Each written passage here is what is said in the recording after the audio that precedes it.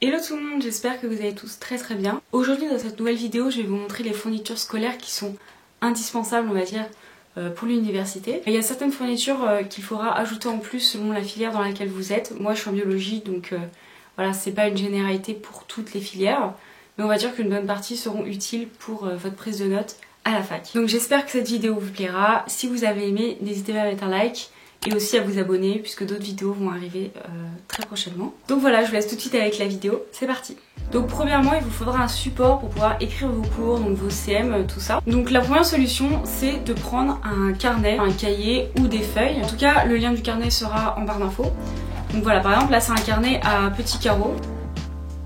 Personnellement, j'adore ce format-là de taille en carnet parce que ça se glisse vraiment dans n'importe quel sac, que vous ayez un petit sac à main, un tote bag, un sac à dos, ça peut rentrer dans tout et c'est hyper pratique à transporter. Au fur et à mesure des années, je me suis plus portée vers des carnets de ce format-là. Vous pouvez l'utiliser soit pour les CM si vous voulez prendre vos cours, ou alors tout simplement pour les TD ou TP pour prendre des notes, gribouiller, etc.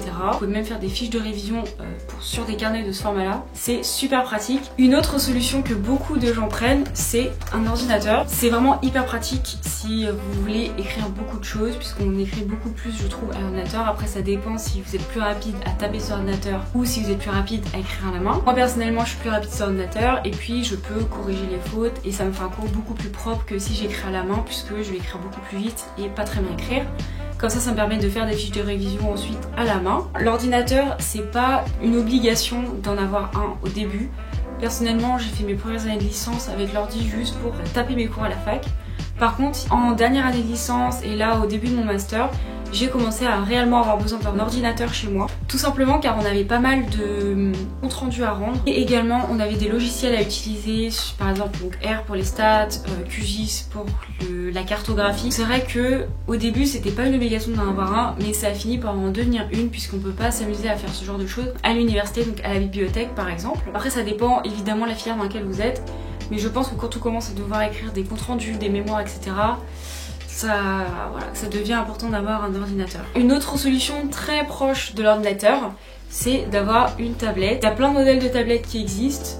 Voilà, il y en a qui sont plus ou moins grandes, il y a différentes marques, différentes qualités. Par contre, il y a pas mal de logiciels qui ne fonctionnent pas sur certaines tablettes qu'on utilise par exemple sur ordinateur. Ensuite, il vous faudra bien évidemment un sac, l'ordinateur rentre bien dedans. Ensuite il vous faudra le matériel de base qu'on peut retrouver, donc une trousse, des stylos pour écrire, donc moi même si j'ai un ordinateur je prends quand même certaines choses sur papier. Un critérium aussi très pratique pour faire des dessins scientifiques, des graphes, etc.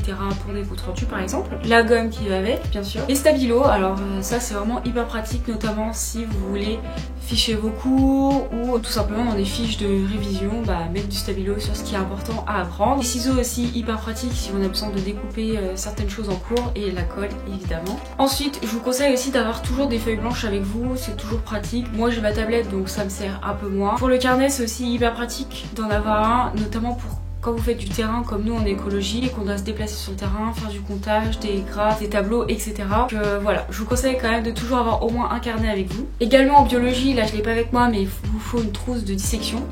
Donc ça c'est une trousse qu'on utilise dans les premières années. Maintenant on l'utilise un peu moins, en plus le matériel nous est souvent prêté dans des classes supérieures. Et aussi également il faudra une blouse, voilà, très important. Si vous faites de l'écologie comme moi également, il vous faudra des chaussures de terrain.